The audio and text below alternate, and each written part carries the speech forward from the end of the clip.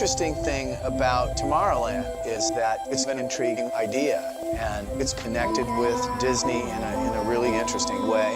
In our modern world, everywhere we look, we see the influence science has upon our daily lives. Many of the things that seem impossible now will become realities tomorrow.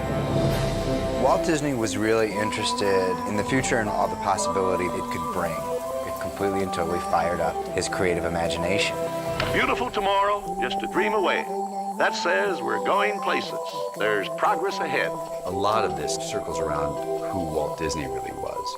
He looked at the future with some idea that there's some hope and some positive outcome.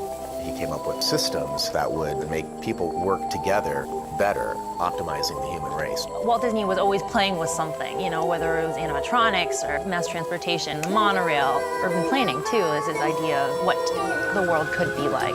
Experimental, prototype, community of tomorrow.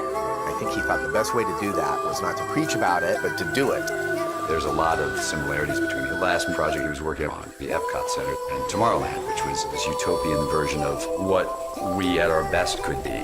Since I was a little kid, Tomorrowland has not always felt traditionally science fiction to me. It's almost felt like science fact. Some of these things haven't happened yet, but they can happen. Buckle up! And I think that the great thing about Walt is he inspired us to light that spark of optimism.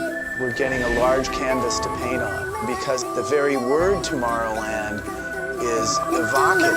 It evokes play and it evokes promise, freshness, you know, something that's unknown, that's about to be here. A place where people actually live a life they can't find anywhere else in the world.